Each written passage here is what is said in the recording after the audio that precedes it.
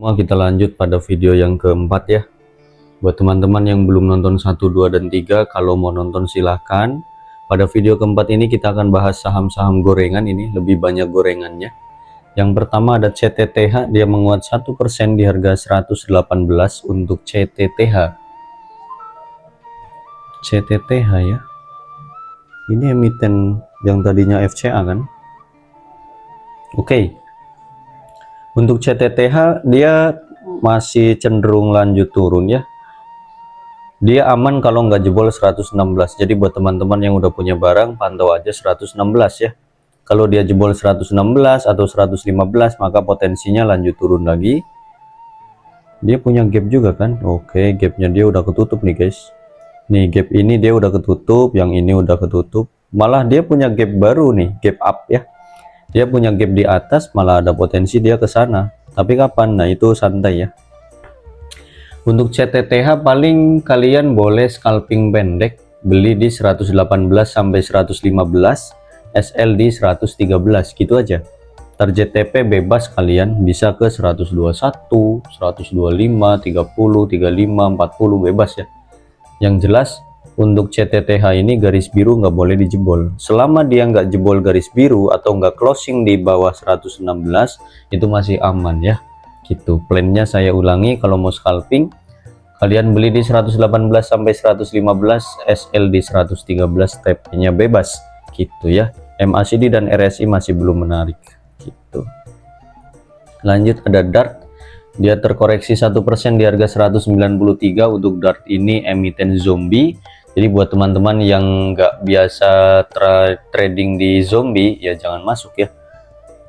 Untuk DART ini dia masih cenderung sideways aja dulu ya, cenderung sideways dulu. Dia pun bikin pola yang agak ngeri ya, naik tinggi terus turun sideways, naik tinggi turun sideways. Nah sekarang fasenya sideways, berarti bakal ada kenaikan tinggi lagi om, pasti ada ya, polanya pasti seperti itu. Tapi kapan? Nah itu yang nggak tahu kita.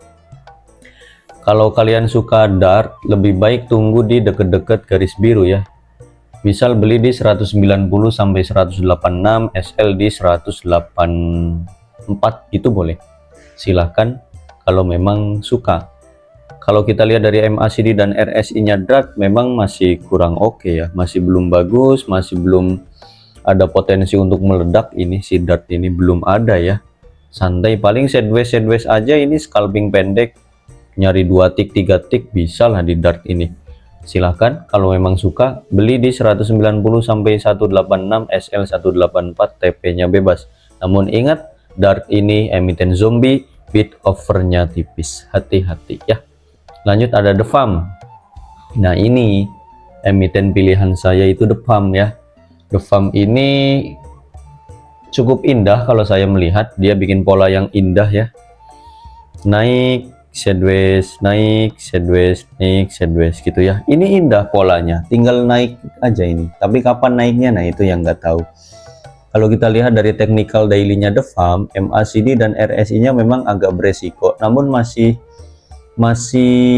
punya potensi untuk naik lagi kok. Masih punya potensi, lumayan lah. Target ke 120, kalau dia jebol 120 maka lanjut bisa sampai 130 bahkan 150.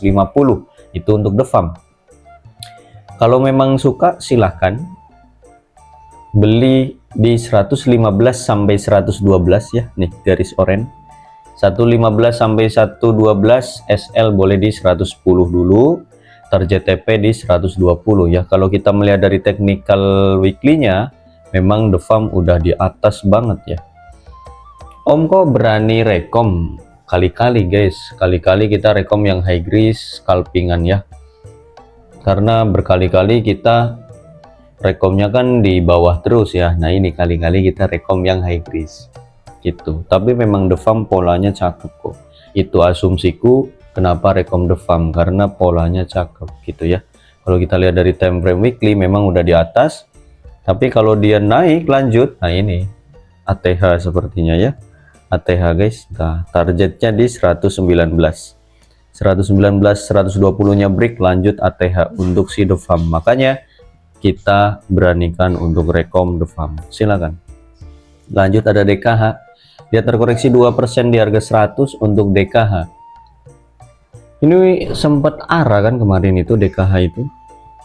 Untuk DKH kita cek dari time frame weekly-nya DKH memang masih oke ya, masih punya potensi lanjut naik kembali. Target kenaikan ke 108 sampai 110. Apabila dia break garis hitam ini maka potensi lanjut sampai 120. Itu untuk DKH. Kalau kita lihat dari MACD dan RSI-nya DKH pun memang masih oke ya. Ini secara weekly. Karena dia time frame-nya weekly, jadi nggak mungkin 1 atau 2 hari langsung naik. Bisa jadi 1 minggu ke depan, 2 minggu ke depan, atau bahkan 1 bulan ke depan gitu. Kalau kita lihat dari time frame daily, dia kan habis naik tinggi tuh kemarin, ya kan? Habis naik tinggi terus dibanting, ya wajar. Sekarang dia sideways dulu. Kalau memang suka, ya cicil aja di area sideways-nya. Selama dia masih di atas 95 ya. Selama di atas 95 atau di atas 100 itu masih aman ya. Ya kan masih ketahan di 100. 100 jebol naik lagi. 100 jebol naik lagi. Jadi dia closing masih di 100. Itu masih aman. Kalau dia udah closing di bawah 100, maka potensinya ke 95, 93. Nah, kalau di 95, 93 itu potensinya kuat di situ. Jadi planningnya boleh kalian nyicil di 100 sekarang atau nunggu di 95 sampai 93. Itu ada 2 planning untuk DKH. Memang potensi masih bisa naik lagi dengan target kenaikan ke 108 110. Namun kapan? Nah, itu yang kita tidak bisa tahu ya. Kalau dari MACD dan RSI memang masih oke untuk DKH. Lanjut ada hoki. Hoki juga ini emiten pilihan saya. Untuk hoki menguat 3% di harga 80. Hoki sempat naik ya, sempat naik ke harga 84 dan itu banyak yang udah TP di sana, sempat breakout juga dia tapi gagal bertahan di 8485 jadi ambles lagi. Dan ini sekarang dia di 80. Boleh dicicil kalau memang suka.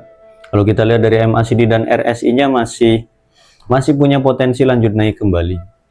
Walaupun memang udah terlihat agak high risk ya. Karena MACD dan RSI udah mendekati area overbought, tapi nggak apa-apa sih, enjoy aja, enjoy karena patokannya weekly guys, patokannya weekly dan weekly-nya hoki cakep ya kan, cakep ya, boleh dicicil. MACD dan RSI-nya oke, bagus semua, target memang ke 86 85, kalau dia break maka potensi ke 89 90. Itu untuk hoki. Nah, paling kalau memang kalian suka hoki, nyicilnya dari 79 sampai dengan 75 ya. 79 sampai dengan 75 SL apabila dia closing di bawah 75. Misal closing di 73 itu boleh cut loss dulu. Dari 79 sampai 75 boleh kalian nyicil. Target kemana om? 85, 90, 100. Itu untuk hoki, santai aja. Oke. Boleh untuk scalpingan, boleh untuk swing, silahkan yang suka ya, ini pilihan dari grup kita, silahkan untuk hoki. Lanjut ada ketar ketir, dia terkoreksi 1% di harga 1075. Untuk ketar ini dia oke, sideways ya, dia sideways karena habis naik tinggi, habis naik tinggi turun sideways. Oke, ini wajar ya, emiten yang kayak gini sideways wajar, dia pun nutup gap dulu ya kan. Tapi terpantau dia masih punya gap kecil di sini, ini masih punya aurat kecil di sini ya. Tutupnya kapan nggak tahu ya. Yang jelas untuk keter ini kalau kita lihat dari time frame daily dia masih kurang bagus ya. MACD dan RSI-nya masih kurang bagus. Dia pun closingan agak kurang oke. Dia malah punya potensi ke harga 1000 guys, ke harga 1000 sampai 980. Potensi ke garis merah ini. Tapi semoga aja analisaku salah. Nah, buat omnya yang udah punya barang, pantau aja 1000 sampai 980. Semoga nggak jebol ya. Selama masih di atas 1000 sampai 980 itu masih aman sih untuk si keter. Namun jika kita melihat dari time frame weekly-nya si keter ini agak berbahaya. Dia punya garis di 1050 lah ya. Itu garis warna ungu, garis terdekat yang tidak boleh dijebol oleh keter. Kalau jebol 1050 potensi ke 1000. Dan kalau jebol 1000 potensi ke 980. Jika jebol 980 maka potensinya ke 800-an lagi gitu. Ke 900 sampai 800. Itu untuk keter, hati-hati. Semoga aja analisaku salah ya, semoga aja. gitu teman-teman. Kalau dari time frame weekly dia membuat pola yang cukup bagus sebenarnya ya, dia sideways dan ada potensi naik lagi gitu. Target kemana Om? Ya bisa ke 1500 lagi bisa, cuma lebih baik nunggu dia sidewaysnya agak lama kalau memang mau entry. Untuk sekarang skip dulu deh, kecuali untuk scalping pendek ya silahkan, boleh kalau memang untuk scalping pendek. Lanjut ada Kija, terkoreksi 1% di harga 308 untuk Kija. Kija secara time frame weekly Kija beresiko ya teman-teman, habis naik dia bikin candle merah 2 terus naik tinggi, dia baru bikin candle merah 1 dan ini ada potensi lanjut turun kembali dengan target penurunan ke harga 300. Apabila dia jebol 300 sampai 298 jebol ya wis lanjut turun lah ke 260 bisa kalau kita membaca dari time frame weekly. Jika melihat dari MACD dan RSI nya pun dia ada potensi turun terlebih dahulu ya, koreksi dulu, dan beresiko juga kalau kita lihat dari time frame daily. Jadi untuk teman-teman yang udah punya Kija pantau 300, jika jebol 300 maka potensi ke 280 itu ya, dan jika dia jebol 280 maka potensi ke harga 260 sampai 250 itu apesnya di situ. MACD dan RSI berbahaya kalau udah punya barang, hati-hati. 300 nggak boleh jebol, kalau jebol pertimbangkan untuk cut loss terlebih dahulu silahkan. Kalau buat yang belum punya barang gimana Om? Skip terlebih dahulu ya, tunggu aja di 280 sekalian atau di 250-an gitu untuk Kija kalau dikasih. Lanjut ada kelas, dia terkoreksi 0,94% di harga 105 untuk kelasnya ya. Kelas ini dia gagal menarik ya guys, dia bikin pola turun downtrend ya, naik turun. Oke, untuk kelas ini gimana Om kalau udah punya barang? Nah ini yang nggak enak, ini kayak gini nih, dia itu jebol garis guys, nih jebol garis dan ini nggak enak ya, posisi seperti ini tuh nggak enak. Jadi gini, 100 atau 101 itu nggak boleh jebol, wis ku kasih 100 dan 101 itu ada garis. Ya Allah, kasihan juga ini ya yang nyangkut di harga atas ini, tapi ya resiko sih. MACD dan RSI agak kurang bagus, jika dia jebol 100 maka potensi lanjut turun lebih dalam lagi, hati-hati. Buat teman-teman yang belum punya barang, kalau saya menyarankan lebih baik skip dulu sih. Tapi kalau memang suka yang adrenalin kayak gini ya kalian belilah dari 105 sampai 100, SLD 98 gitu aja. Target TP bebas, dia memang punya aurat di sini ya, punya gap, potensi nutup gap juga, tapi kapan? Nah itu yang nggak tahu ya, dia diiris tipis-tipis sekarang. Oke, kalau kita lihat dari MACD dan RSI nya kelas secara time frame daily dan weekly itu kurang bagus, skip dulu untuk kelas ya. Kalau udah punya barang pantau harga 100, nggak boleh jebol. Lanjut ada LPKR ya, Lippo Karawaci terkoreksi 3% di harga 96. Ini cukup epic juga kemarin pergerakannya, sampai 110 kan kalau nggak salah. Tuh sampai 110, kalau nggak ada yang jualan itu agak ngeri juga ya. Agak ngeri dan agak serakah juga, tapi nggak apa-apa sih, silahkan. Duit-duit masing-masing ya. Kalau kita lihat dari time frame daily-nya LPKR ada potensi koreksi terlebih dahulu, koreksi sehat, deket aja ke harga 94. Selama dia masih di atas 94 atau 94-nya nggak jebol itu masih aman ya. Kalau dia jebol 94 maka potensi ke 90 lagi. Nah ini ada dua pilihan buat kalian kalau memang suka LPKR ya.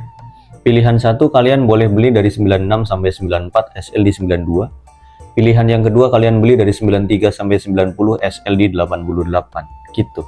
Kalau kita melihat dari time frame weekly, dia itu hanya koreksi sehat ya, koreksi sehat terus dia sideways mungkin, atau nggak sideways pun bisa lalu lanjut naik lagi.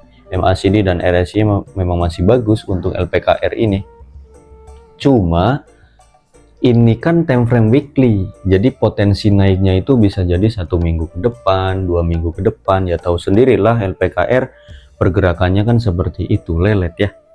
Jadi buat teman-teman yang belum punya, planningnya ada dua, saya ulangi. Yang pertama, kalian boleh beli dari 96 sampai 94, SLD 92. Planning kedua, kalian beli di 93 sampai 90, SLD 88. Silahkan. Oke, dailynya potensi turun dulu. Lanjut ada Meri, gorengan akut ini, naik 196, banting langsung. Wah, ngeri ini Meri. Meri ya. Tapi bagus guys, bagus ini. Meri secara time frame daily bagus dia. MACD dan RSI oke. Dia ada potensi lanjut naik lagi, bisa kemana 185 186. Apabila dia break lanjut 190 lagi sampai 195. Nah ini masih bagus kok untuk Meri, masih bagus ya. Saya weekly-nya kita cek dulu. Weekly juga bagus guys. Boleh kalau kalian mau nyicil-nyicil atau akum-akum, boleh lah, boleh. Dari 183 sampai 178 ya, area belinya agak jauh nih sampai garis warna kuning. Atau dari 182 sampai 178, 4 poin area beli. SL apabila dia closing di bawah 178. TP bebas ya. Yang jelas untuk Meri ini bagus, targetnya bisa jauh, bisa ke 190. 195 bahkan sampai 220-an bisa ini untuk Meri, namun santai, harus sabar ya. Kalau kita lihat dari MACD dan RSI nya Meri secara time frame daily dan weekly semuanya berpotensi 60-70% menarik, kalau enggak aneh-aneh bandarnya. Oke, lanjut terakhir ada TICE, dia menguat 2,50% di harga 82.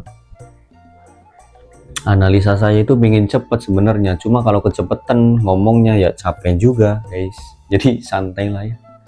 Untuk TICE secara time frame daily dia menarik ya, MACD dan RSI nya pun oke. Dia masih punya target ke 8485, apabila dia break 8485 potensi ke 90 untuk TICE ya, boleh dicicil, ini bagus. Dan kalau kita melihat dari time frame weekly, dia sebenarnya masih belum menarik banget sih, namun aman ya, aman untuk dijadikan scalping ataupun swing. Kenapa aman? Karena dia masih punya garis di sini, dan ini garis-garisnya cukup kuat. Kalau kita lihat ya, garis kuning ini pun cukup kuat di 80 78, itu aman ya untuk si TICE.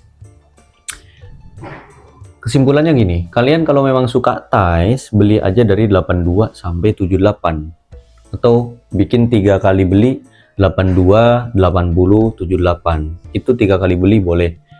SL-nya apabila dia closing di bawah 78 gitu ya. Target TP 85, udah 85 break lanjut 90, kenceng dia, tapi santai. Untuk TICE ini kalau memang belum waktunya terbang ya susah juga. Itu berkali-kali dia prank kok, dan masih belum mampu nembus 85 86 ya. Masih belum mampu bertahan di sana kan. Berkali-kali dia ke sana tapi belum mampu, ya itulah. Tapi kalau udah waktunya digoreng, terbang tinggi ini untuk TICE. Saya ulangi, planningnya TICE itu belinya 3 kali, boleh di 82, masuk lagi 80, masuk lagi 78. SL nya apabila closing di bawah 78. Contoh misal closing di 76, close dulu boleh, nggak apa-apa. Target TP di 85 86. Jika dia break lanjut 90, 95, 100 sampai 100, 110 lah ya. Itu saja untuk TICE. Dan ini menjadi penghujung video kita yang keempat. Sampai jumpa di video selanjutnya. Bye bye bye bye bye bye.